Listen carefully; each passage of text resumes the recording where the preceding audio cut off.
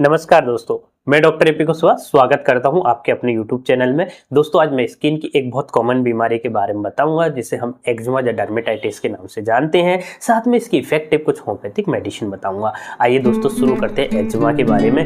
दोस्तों एक्जिमा एक chronic inflammatory skin disease है। दोस्तों जब भी एक्जिमा की स्टार्टिंग होती है हमें स्टार्टिंग में बहुत ज़्यादा ईचिंग होती है और उस एरिया में बहुत ज़्यादा रेडनेस आ जाती है और वहाँ पर छोटे छोटे वेसिकल जब पेप्यूल्स डेवलप हो जाते हैं जिनसे ऊजिंग होने लगती है। ऊजिंग यानी कि वहां से वाटरी ट्रांसपेरेंट डिस्चार्ज होने लगता है और साथ में दोस्तों वहां पर एक मोटी सी क्रस्ट जम जाती है और वहां की जो स्किन रहेगी वो हल्की ब्लैकिश कलर की हो जाएगी, ब्लैकिश डिस्कलरेशन हो जाएगा। दोस्तों वहां पर अगर खुजली होती है तो खुजली के बाद वहां पर बर्निंग सेंसेशन होने लगती है। दोस्तों एक्जिमा कोई कंटाजियस नहीं है, यानी कि ये फैलने वाली बीमारी नहीं है। एक्जिमा किसी भी एज ग्रुप में हो सकता है, साथ में ये मेल और फीमेल दोनों को इक्वली अफेक्ट करता है। दोस्तों आइए जानते हैं एक्जिमा होने के पीछे कौन कौन से कारण हैं। दोस्तों जेनेटिक हिस्ट्री, हमने ऐसा देखा है कि अगर किसी की फैमिली में एक्जिमा की या एलर्जिक राइनाइटिस की या अस्थमा की हिस्ट्री है तो ऐसे लोगों को एक्जिमा होने के चांसेस बहुत ज्यादा रहते हैं। अगर आपका इम्यून सिस्टम ओवर एक्टिव हो गया तो उस वजह से भी आपको एक्जिमा हो सकता है। इसके अलावा कुछ इन्वायरमेंटल फैक्टर रहते हैं,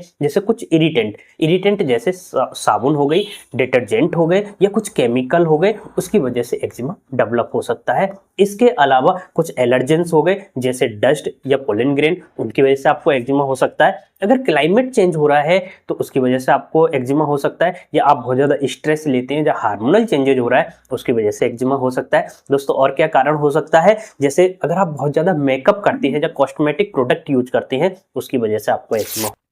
आइए दोस्तों अब बात करते हैं टाइप ऑफ एक्जिमा की।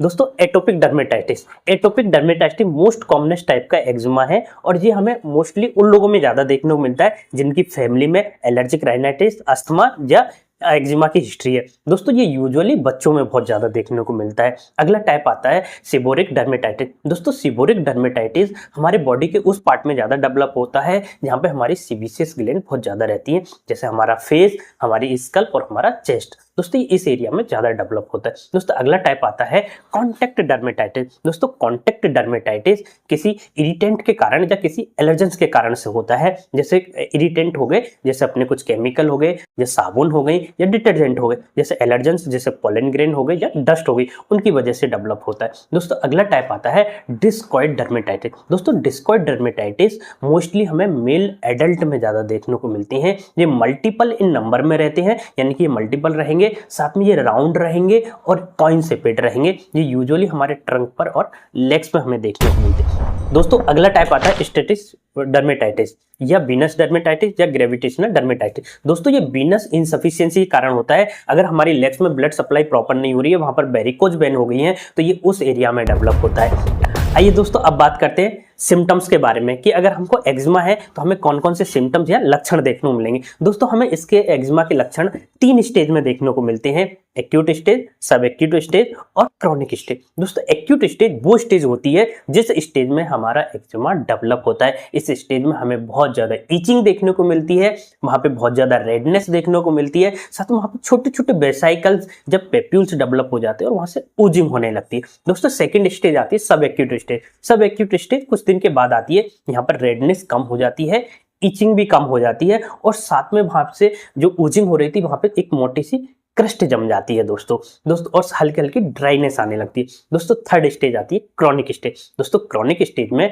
ड्राइनेस बहुत ज्यादा आ जाती है जिसके कारण जो क्रस्ट बनी थी उसमें क्रैक्स आ जाते हैं, यानी कि वहां पे फिसर्स डेवलप हो जाते हैं। साथ में वहां पर हाइपर पिगमेंटेशन हो जाता है, वहां की जो स्किन होगी वो ब्लैक कलर की हो जाएगी। दोस्तों आइए अब बात करते हैं कि अगर आपको एक्जिमा है तो आपके कौन कौन से इन्वेस्टिगेशन कराए जाएंगे। दोस्तों अगर आप अपने आसपास में किसी डॉक्टर साहब के पास जाएंगे तो वैसे तो डॉक्टर साहब आपको क्लिनिकली डायग्नोस करके बता देंगे कि आपको एक्जिमा है। हाँ लेकिन जरूरत पड़ने पे आपका सीरम IgE कराया जा सकता है जो कि हमें एलिवेटेड देखने को मिलेगा। रेयर केस में हमें बायोप्सी की भी जरूरत पड़ती है, बायोप्सी भी कराई जा सकती है। तो अगर आपको एक्जिमा है तो आप घर पर कैसे मैनेज कर सकते हैं। दोस्तों अगर आपको बहुत ज्यादा ड्राइनेस आ रही है तो आपको प्रॉपर वहां पर मॉइस्चराइजर लगाना है, साथ में आपको स्क्रैचिंग को अवॉइड करना है, कॉटन के लूज कपड़े पहनना है। दोस्तों आपको साथ में अगर वहां किसी चीज से आपको इरिटेशन है या इरिटेंट के कारण हुआ, किसी केमिकल के कारण हुआ है तो आपको उसको अवॉइड करना है।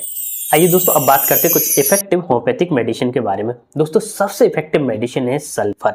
दोस्तों सल्फर किस किस में आपको लेना है? अगर आपकी स्किन में बहुत ज़्यादा खुजली हो रही है, साथ में आपकी जो स्किन है बहुत ज़्यादा अनहेल्दी दिख रही है, आपको एकदम डर्टी सा लुक दिख रहा है और साथ में ईचिंग के बाद में बहुत ज़्यादा बर्निंग हो रही है और बर्निंग धुलने के बाद या खुजा लेने के बाद बढ़ जा रही है, दोस्तों ऐसे केस में सल्फर 30 पावर में 2-2 बूंद सुबह सुबह लगातार 15 दिन तक लेना है। दोस्तों ये बहुत ही इफेक्टिव मेडिसिन है। दोस्तों अगली बहुत इफेक्टिव मेडिसिन है ग्रेफाइटिस। दोस्तों ग्रेफाइटिस किस केस में लेंगे? अगर आपकी स्किन में बहुत ज़्यादा ड्राइनेस आ गई है, हार्डनेस आ गई है और साथ में एक्जिमा में से वाटरी ट्रांसपेरेंट स्टिकी डिस्चार्ज हो रहा है और अगर आपका एक्जिमा स्काल्प में, बेंड द ईयर या कॉर्नर ऑफ द माउथ पे या बेंट ऑफ द जॉइंट पर है, तो दोस्तों ऐसे केस में ग्रेफाइटिस 30 पावर में 2-2 बूंद दिन में 3 बार बहुत ही इफेक्टिव मेडिसिन है। दोस्तों इसको लगातार आपको 15 दिन तक लेना है। दोस्तों अगली बहुत इफेक्टिव मेडिसिन है पेट्रोलियम। दोस्तों पेट्रोलियम किस केस में लेंगे? अगर आपकी स्किन में बहुत ज़्यादा ड्राइनेस आ गई है, बहुत ज़्यादा रेडनेस आ गई है, बहुत ज़्यादा ईचिंग हो रही है और बर्निंग हो रही है और आपकी जो स्किन है वो एकदम रफ सी हो गई है, दोस्तों बहुत ज़्यादा सेंसिटिव आपकी स्किन हो गई है और आपकी स्किन से एकदम वाटरी पानी जैसा डिस्चार्ज हो रहा है और साथ में विंटर के टाइम पर आपकी परेशानी बढ़ जा रही है, दोस्तों ऐसे केस में पेट्रोलियम 30 पावर में 2-2 बूंद दिन में 3 बार लेना है, लगातार 15 दिन तक लेना। दोस्तों ये बहुत ही इफेक्टिव मेडिसिन है। दोस्तों अगली बहुत इफेक्टिव मेडिसिन है मेजेरियम। दोस्तों मेजेरियम किस केस में लेंगे? अगर आपको बहुत ज़्यादा खुजली हो रही है और आपके स्काल्प में एक्जिमा है और उस पर एक मोटी सी लेदर लाइक क्रस्ट जम गई है और उस क्रस्ट के नीचे व्हाइटिश येलोइश कलर का पस जैसा कलेक्ट है और दोस्तों वहाँ से डिस्चार्ज हो रहा है, डिस्चार्ज के कारण आपके बाल एकदम आपस में चिपक गए हैं और बालों से गंदी सी स्मेल आ रही है एक्जिमा से, दोस्तों ऐसे केस में मेजेरियम 30 पावर में 2-2 बूंद दिन में 3 बार बहुत ही इफेक्टिव मेडिसिन है। दोस्तों इसको भी 15 दिन तक लेना है। तो दोस्तों मैंने यहाँ पे जितनी भी मेडिसिन बताई हैं सारी मेडिसिन बहुत ही इफेक्टिव हैं। जिस मेडिसिन से आपके सिम्टम्स मिलते हैं आप उस मेडिसिन को ले सकते हैं, लेकिन मेडिसिन लेने से पहले आप अपने आसपास में किसी अच्छे होम्योपैथिक डॉक्टर से जरूर कंसल्ट कीजिए। दोस्तों अगर आपको एक्जिमा है, आपका एक्जिमा ठीक नहीं हो रहा है, आप मुझसे ट्रीटमेंट लेना चाहते हैं या मुझसे कंसल्ट करना चाहते हैं, तो आप मेरे दिए गए व्हाट्सएप नंबर के द्वारा मुझसे कॉन्टैक्ट